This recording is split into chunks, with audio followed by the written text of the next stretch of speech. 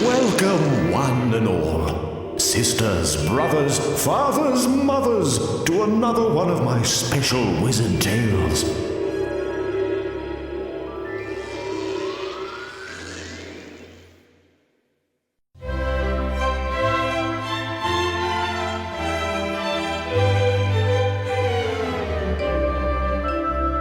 The Count of Monte Cristo.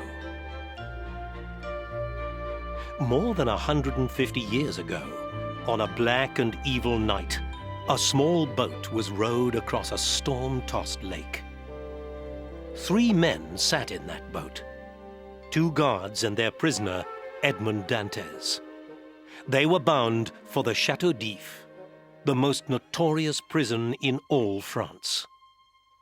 Far away from the chateau, Danglars and Mondego, a pair of wicked scoundrels, gloated over poor Dantes' fate. Cheers, my partner in conspiracy. Our lives have changed for the better, crowed Danglars.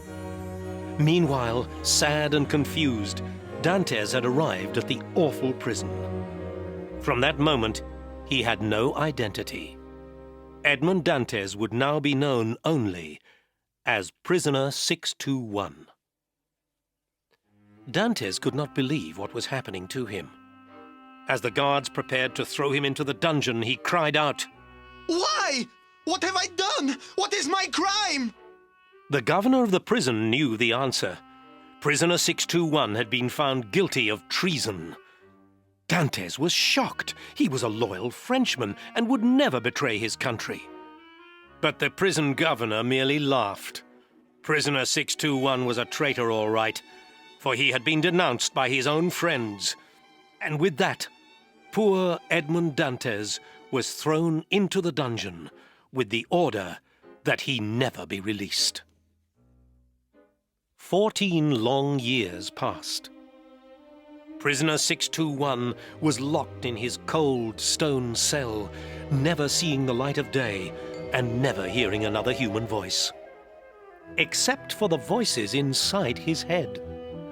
After all these years alone, Edmond Dantes was convinced he was going insane. Go away. In the name of God, stop! Stop this noise! Cried the tormented prisoner.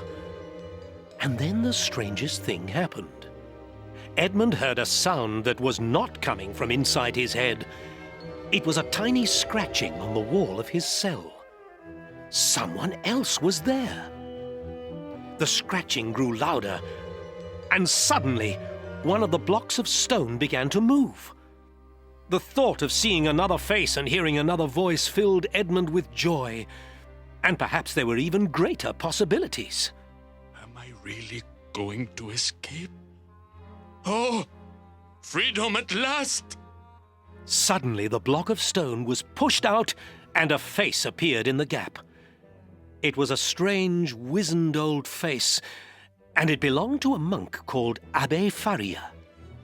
As crazy as the old monk seemed to be, Edmond was still elated to see him. Edmond squeezed through the gap in the stone wall and followed the Abbé Faria back to his cell. There, Edmond told the monk his story.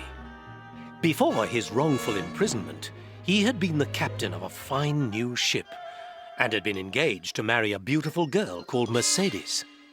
Now, 14 years later, he knew what had happened. His 2 so-called friends had betrayed him. Danglars had always wanted Dante's ship, and Mondego had coveted the beautiful Mercedes. Dantes poured his heart out to the monk. I will seek out my enemies and destroy them, vowed the furious prisoner. But Abbé Faria reminded Dantes that no one had ever escaped from this prison. The only way out was to die. Unfortunately, the guards heard Abbé Faria talking and came down to investigate. But before they could arrive, Dantes scrambled back through the hole in the wall and replaced the stone block. To confuse the guards, the monk started talking to himself and dancing around like a madman. It worked. The guards left him alone. But poor Abbe Faria had overexerted himself and suffered a heart attack. The monk knew he was dying, and when Dantes returned to the cell, he gave him his only possession, a beautiful ring containing the magical Monte Cristo emerald. You, my son, as a new Count of Monte Cristo, croaked the old monk, and with that, he died. Later that night, the guards discovered the old monk was dead. So they sewed his body up in a rough canvas sack and agreed to get rid of him at the end of the night. Sure enough, when their rounds were completed, the two guards heaved the sack from the castle and into the black waters of the lake far below. The canvas bag quickly sank into the depths, but a moment later, a figure burst from the water. It was Edmond Dantes, and he yelled with joy. Free! I am free! Edmond Dantes is free! For Dantes had removed the body of the monk and sewn himself inside the sack.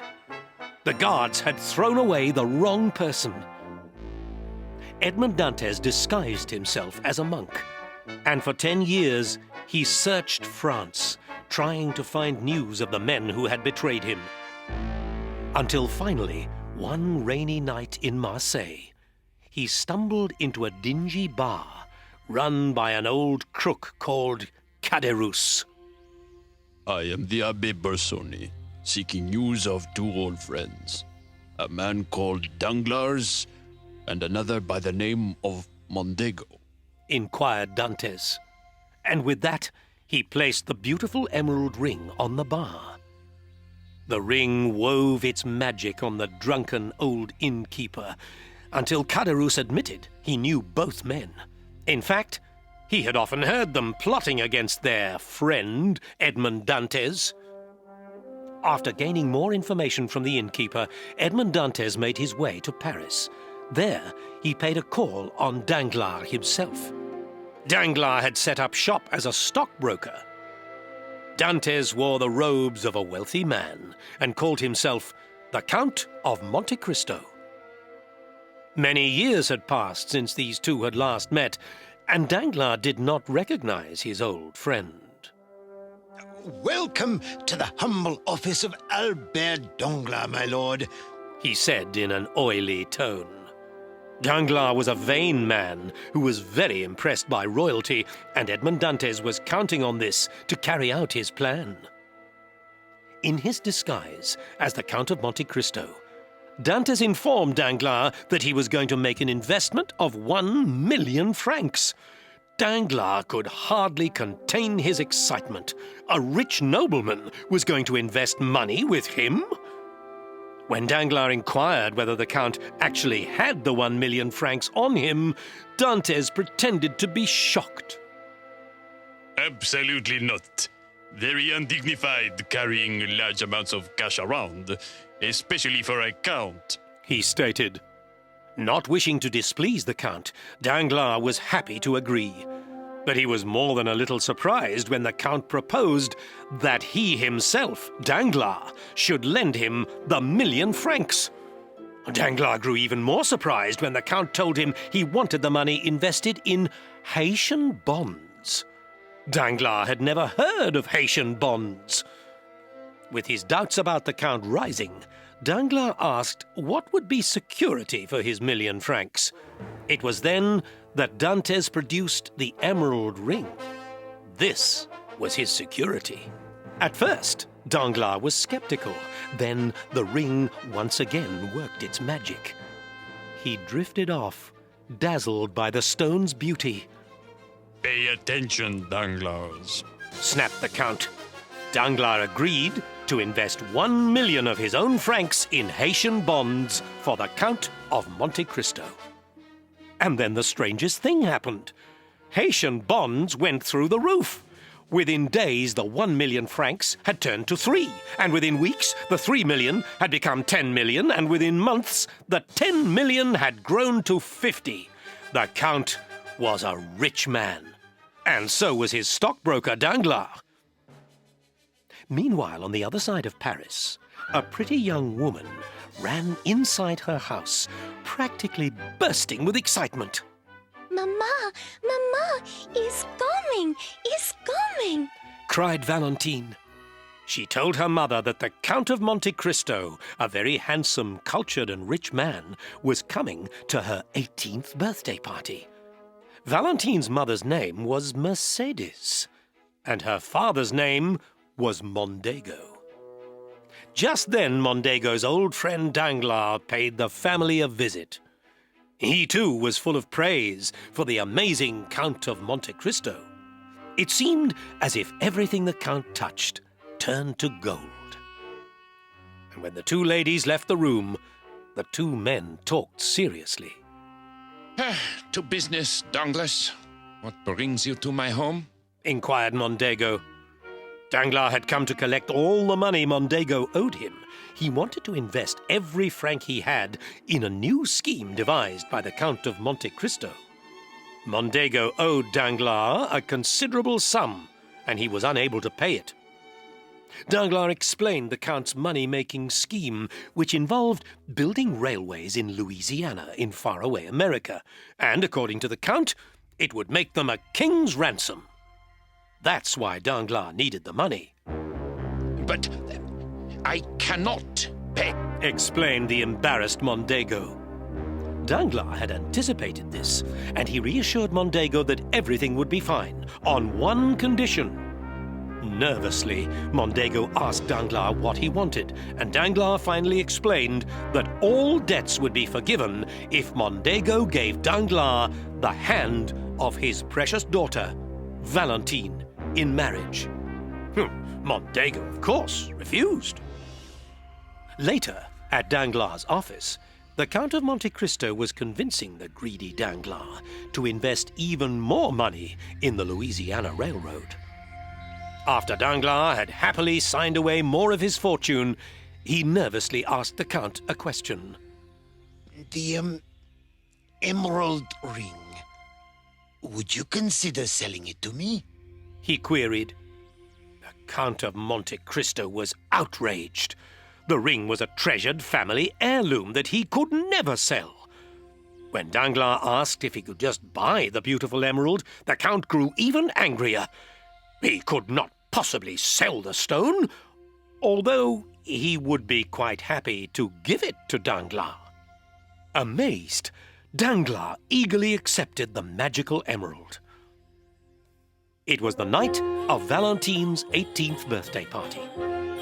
The crème of Parisian society had come to celebrate, drinking fine champagne, enjoying the jolly conversation and listening to the beautiful music.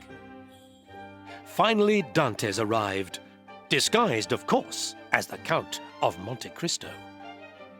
As he looked across the crowded room, his eyes were instantly drawn to one woman, Valentine's mother, his first love, Mercedes. Dante's love was still strong, and he could barely believe his eyes. It's incredible.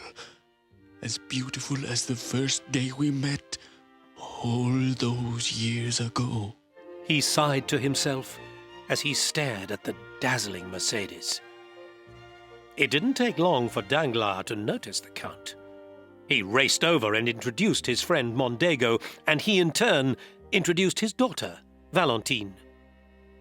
But as beautiful as Valentine was, the Count only had eyes for one woman, Mercedes.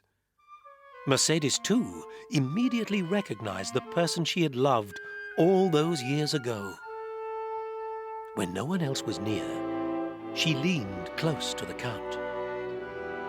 Edmond, is it you? She whispered.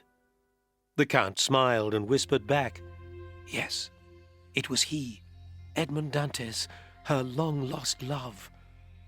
But just then, Monsieur Danglars made a shocking announcement.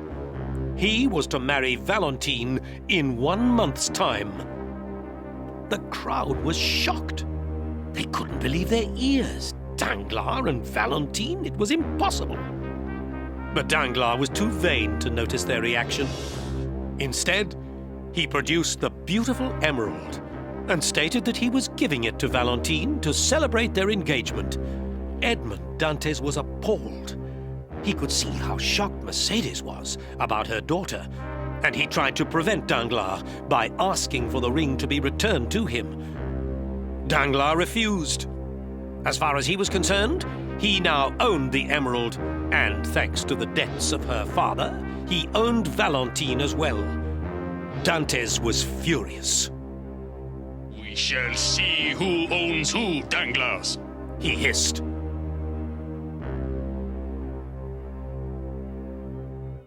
A few nights later, Edmond Dantes, or the Count of Monte Cristo, went to the ballet. Also at the performance were Mondego and the beautiful Mercedes, and Danglars and poor Valentine. Mercedes and Dantes only had eyes for each other and didn't watch the ballet at all. But someone else was watching the Count of Monte Cristo too. It was Caderousse, the crooked old innkeeper from Marseille. Caderousse had recognized the Count as the monk, the Abbé Busoni. During the interval, Danglars approached Dantes and inquired after the Louisiana Railways project, and he was shocked when Dantes informed him he had sold all his stocks just before the whole venture collapsed. Danglars turned white. Lost. I am lost. Ruined. He groaned. Dantes returned for the final act of the ballet. But as before, he didn't look at the dancers at all. His eyes never strayed from Mercedes, and her eyes never strayed from him. They smiled at each other, obviously still in love. But this time, Mercedes' husband Mondego witnessed what was going on, and furiously he stomped over to Dantes. Ah, you insult me, monsieur. He growled and demanded a duel. Dantes was only too happy to accept. They would duel as soon as the final curtain went down on the ballet. Meanwhile, Danglars was slumped in the lobby of the theatre, still in a state of shock from the Count's news. He was surprised when the old innkeeper walked up to him. Caderousse, what brings you here? Inquired Danglars. Caderousse told him that he'd been following a man all the way from Marseille. The man owned a fabulous emerald. In Marseille, he was disguised as a monk, but in Paris, he was known as the Count of Monte Cristo. Danglars' interest grew when Caderousse told him the monk had inquired about him and his friend Mondego. And what's more, he said he'd been inquiring for an Edmond Dantes. Danglars was puzzled. Edmond Dantes was supposed to be dead. By now, Mercedes and Dantes were sitting together. Edmond had told her his story and admitted he was about to fight Mercedes' husband, Mondego, in a duel. But Mercedes begged him to spare her husband, not for her sake, but for the sake of Valentine. After all, Mondego was her father. Edmond Dantes agreed to spare Valentine's father. Valentine was on her own, and when Danglars returned to her, his eyes fell on the large and beautiful emerald around her neck. He knew this valuable jewel was the answer to all his money problems, and he snatched it from the poor girl. She screamed. Dragging Valentine behind him, Danglars fled from the theatre. Mondego tried to stop him, but was brushed aside. Leaping into his carriage, Danglars raced to his office with the screaming Valentine. Enraged, Mondego gave chase on his horse, and when he finally caught up, Mondego drew his sword and cried out, Hold! Release my daughter, or I'll run you through.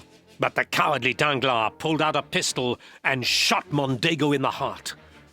Poor Valentine watched as her father fell down dead. But Danglars didn't care. He had his emerald back, and that was all that mattered. But as he gazed at its green beauty, Danglars suddenly screamed and pitched forward, dead. The crooked Caderousse had stabbed him in the back. At last, Caderousse was in possession of the emerald he craved. But the jewel's magic was gripping him too. He stared into its green depths and didn't see Dante's carriage as it thundered towards him. The greedy Caderousse was crushed to death under the hooves of the horses and the wheels of the carriage.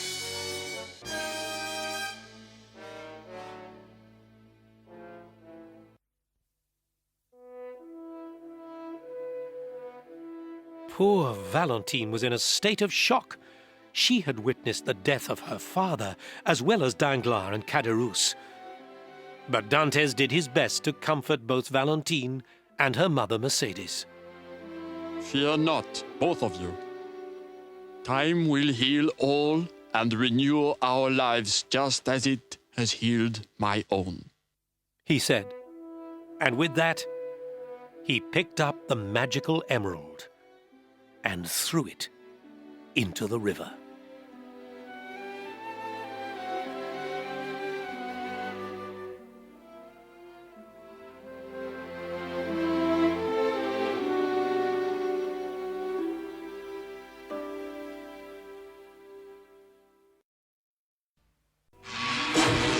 And thus another fine wizard tale concludes.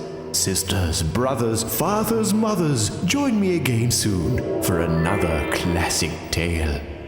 Won't you?